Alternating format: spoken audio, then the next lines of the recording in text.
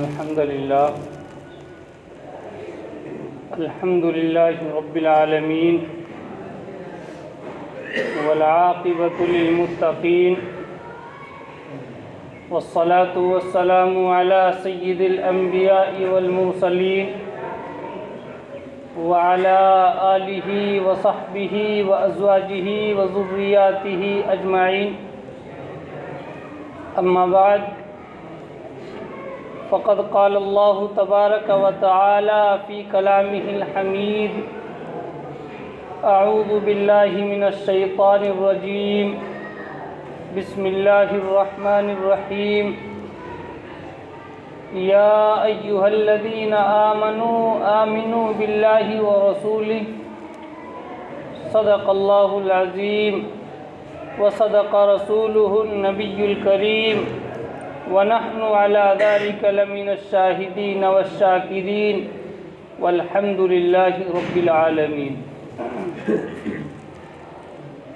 محترم حاضرین اور معزز سامعین اعظام، نوجوان بھائیوں، بزرگوں، دوستوں،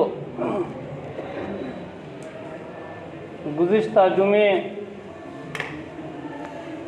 ایمان کی اہمیت کے اوپر گفتگو چل رہی تھی کہ ہمارا ایمان کتنا قیمتی ہے کہ ایک انسان کا ایمان ساری دنیا پر بھاری ہے. آپ حضرات کے سامنے روایتیں آئی کہ ہمیں ایمان کی کس قدر اہمیت کرنی چاہیے اور ہمیں ایمان کیسے بنانا چاہیے. یقیناً ہمارا ایمان تبلیغ کا درجہ بھی حاصل کر لیتا ہے. جیسا کہ آپ حضرات نے سنا کہ 2 صحابہ کرام ملک کے اندر گئے اور 2 صحابہ کرام کے اعمال سے، ان کے اخلاق سے پورا ملک مسلمان ہو گیا اور ایمان کے اندر پورے ملک کے لوگ ایمان کے اندر داخل ہو گئے. یقیناً یہ صحابہ کرام کے اعمال تھے. اسی طریقے سے کتابوں کے اندر آتا ہے کہ انسان کا ایمان، انسان کا اعمال ہی تبلیغ کا درجہ حاصل کر لیتا ہے. یقیناً ایمان بہت قیمتی ہے، لیکن جس انسان کو اس کی اہمیت کا اندازہ نہیں ہوتا، جس بندے کو اس کی اہمیت کا پتہ نہیں ہوتا، وہ اسے آسانی سے گوا دیتا ہے.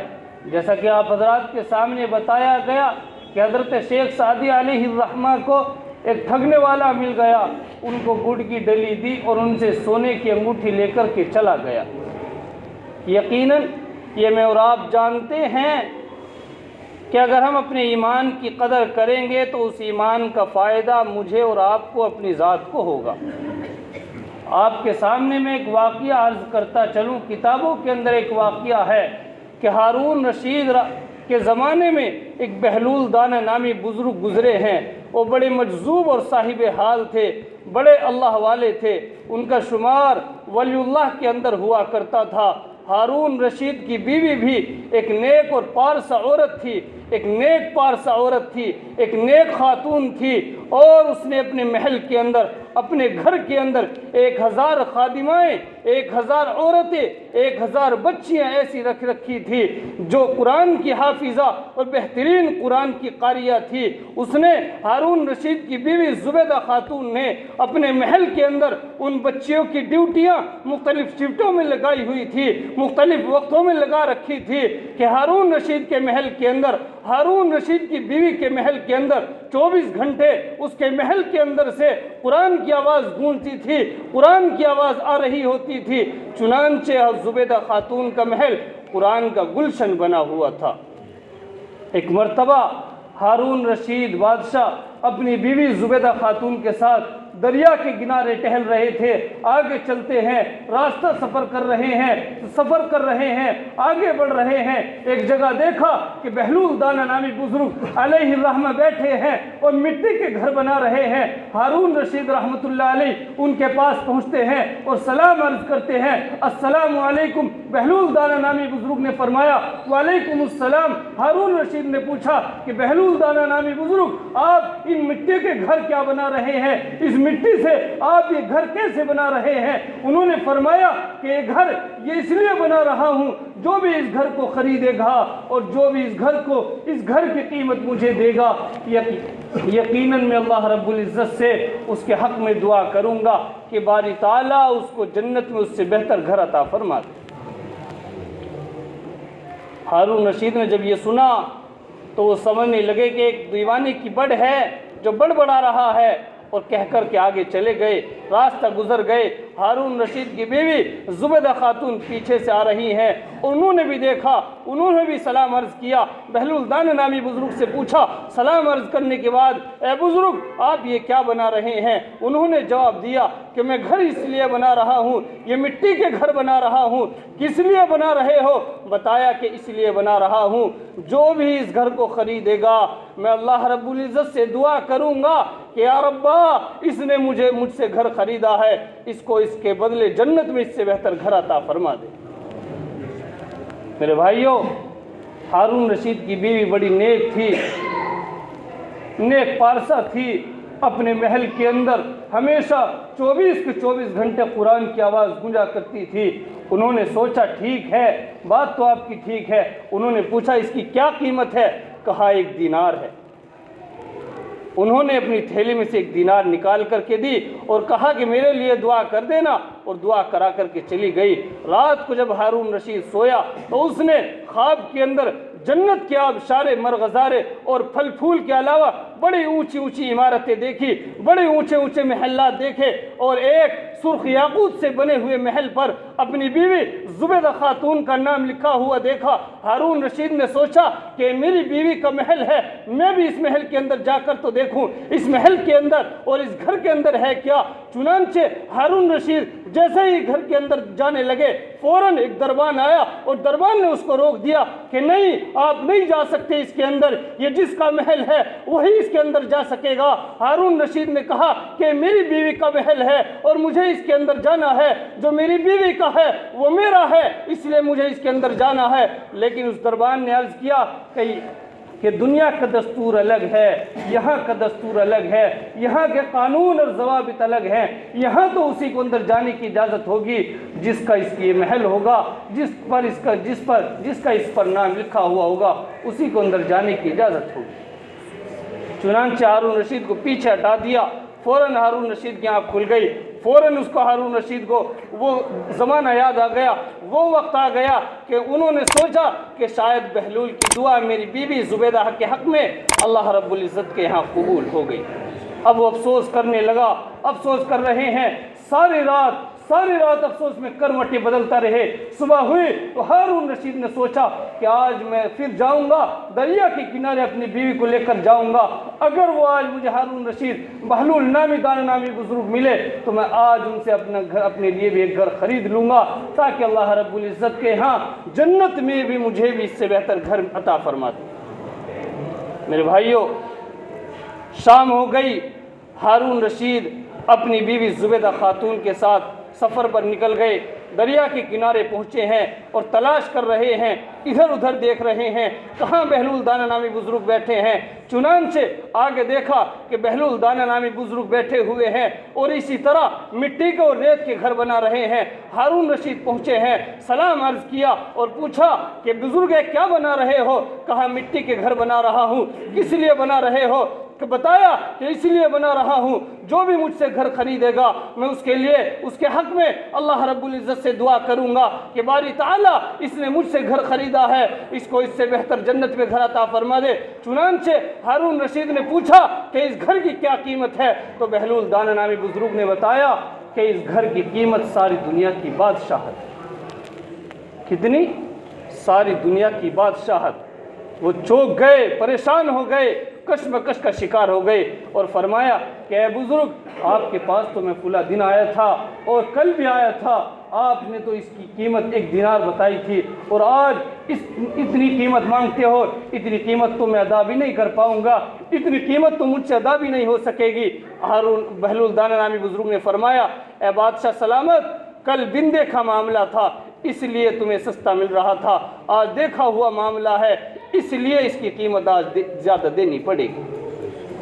میرے بھائیوں، آج ہماری مثال بھی کچھ ایسی ہی ہے کہ ہم نے اللہ اور اس کے رسول صلی اللہ علیہ وسلم کو بن دیکھے مانا ہے، اللہ کے حکموں کو بن دیکھے اپنی زندگیوں میں لائے ہیں، اللہ کے نبی کے طریقوں کو بن دیکھے اپنی زندگیوں کے اندر لائے ہیں، لیکن جب موت کے وقت اس لیے ہم بن دیکھے لائے ہیں، ایمان لائے ہیں، اس لیے جنت بڑی سستی ہے، لیکن جب موت کے وقت آخرت کی نشانیاں دیکھ لیں گے تو اس وقت اس کی قیمت ہم سے ادا نہیں ہو سکے گی۔ قرآن کریم کے اندر ارشاد ہے یود المجرم لو یفتدی من عذاب یومئذ ببنی وصاحبتہ واخیہ وفصیلتہ التی تؤویہ ومن فی الارض جمیعا ثم ینجی۔ قیامت کے دن ایک گنہگار بندہ، ایک سزاوار بندہ، ایک مجرم یہ تمنا کرے گا کہ کاش میں دنیا کے اندر اپنی سزا کے بدلے اپنے بیٹے بھی قربان کر دیتا، اپنے خاندان کو قربان کر دیتا، اپنی بیوی بچوں کو قربان کر دیتا، حتیٰ کہ دنیا کے اندر جو بھی کچھ میرے پاس تھا سب کچھ اللہ کے راستے میں قربان کر دیتا، لیکن میں جہنم سے بچ جاتا۔ قرآن کریم کے اندر آگے ارشاد فرمایا کلا، ہرگز نہیں، جو دنیا کے اندر تم نے اعمال کیے ہیں، جو دنیا کے اندر تم نے کارنامے انجام دیے ہیں، اس کا نام اعمال تو تمہیں مل کر رہے گا اور اس کی سزا تو تمہیں بھگتنی پڑے گی۔ میرے بھائیوں، یقیناً اللہ رب العزت ہر انسان کو آزماتے ہیں۔ آج ہمارے اوپر پریشانیاں ہیں، یہ پریشانیاں نہیں بلکہ ہم آزمائشوں میں مبتلا ہیں، آزمائشوں کے شکار ہیں۔ جو ان آزمائشوں کے اندر کامیاب ہو جاتا ہے اللہ رب العزت کے ہاں ان کا ایمان بڑا مضبوط ہے۔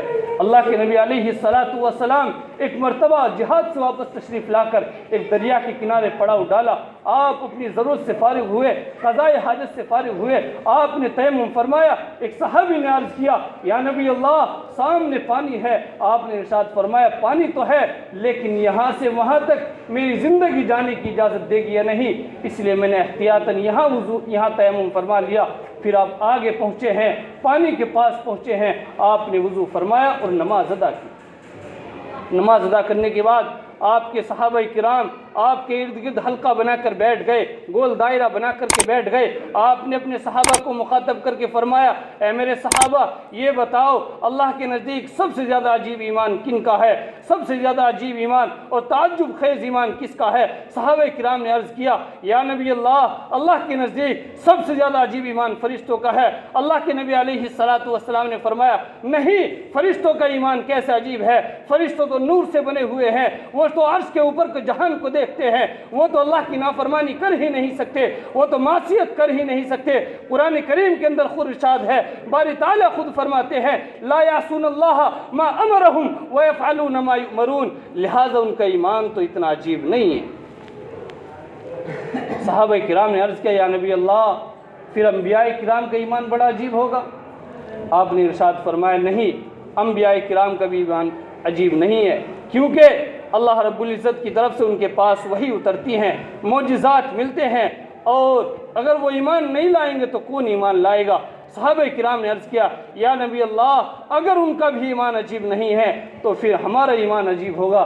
یعنی صحابہ کرام نے اپنے آپ کو مخاطب کر کے فرمایا کہ پھر ہمارا ایمان عجیب ہے، لیکن اللہ کے نبی علیہ الصلاۃ والسلام نے فرمایا نہیں، تمہارا بھی ایمان عجیب نہیں ہے، تمہارا بھی ایمان تعجب میں ڈالنے والی چیز نہیں ہے، کیونکہ تم نے میرا دیدار کیا ہے، تم نے مجھے دیکھا ہے، تم نے قرآن کو اترتے دیکھا ہے، تم نے فرشتوں کو اترتے دیکھا ہے، تم نے اللہ کی مدد اور نصرت دیکھا ہے۔ جب تم نے اتنی ساری بشارتیں اور اتنی ساری مدد و نصرت، اتنی ساری اللہ کی طرف سے مدد دیکھ لی تو پھر تمہارا ایمان بھی عجیب نہیں ہے۔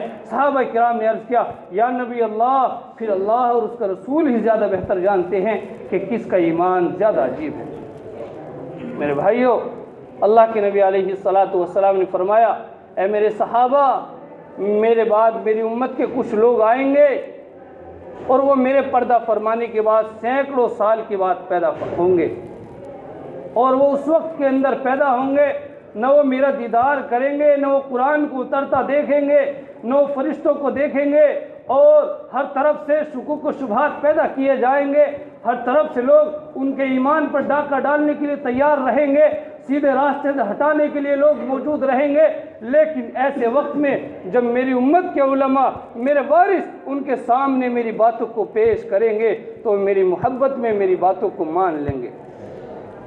اے میرے صحابہ، ان کا ایمان بڑا عجیب ہے، تو اللہ کے نبی علیہ السلام نے میرا اور آپ کا ایمان عجیب قرار دیا، اس لیے کہ ہم نے اللہ کو نہیں دیکھا، اللہ کے نبی کا دیدار نہیں کیا، قرآن ہمارے سامنے نہیں اترا، لیکن ہمارا یقین ہے جو بھی اللہ کے نبی نے فرما دیا، جو بھی اللہ نے فرما دیا وہ سچ اور برحق ہے، یہ ہمارا یقین ہے، ہمارا ایمان یہ ہے کہ اللہ ہی سب کچھ کرنے والی ذات ہے، غیر اللہ کے اندر کچھ بھی کرنے کی ہمت نہیں، کچھ بھی کرنے کی ذات نہیں، جو بھی کرنے والی ذات ہے وہ اللہ کی ہے۔ یقیناً میں اور آپ اپنے ایمان کو اگر بچا کر کے لے جائیں گے تو یہ ایمان ہمارا جنت میں جانے کا ذریعہ بن جائے گا، اگر ہم اپنے ایمان کو خراب کر کے چلے جائیں گے تو یقیناً میں اور آپ نقصان میں ہوں گے، اور وہاں کا پچھتانا، وہاں کا نقصان ہمیں کچھ کام نہیں دے گا۔ اس لیے اللہ رب العزت سے دعا کریں کہ اللہ رب العزت ہم سب کو اپنے ایمان کی حفاظت کرنے کی توفیق عطا فرمائے، کہنے سننے سے زیادہ عمل کی توفیق عطا فرمائے۔ وآخر دعوانا الحمدللہ۔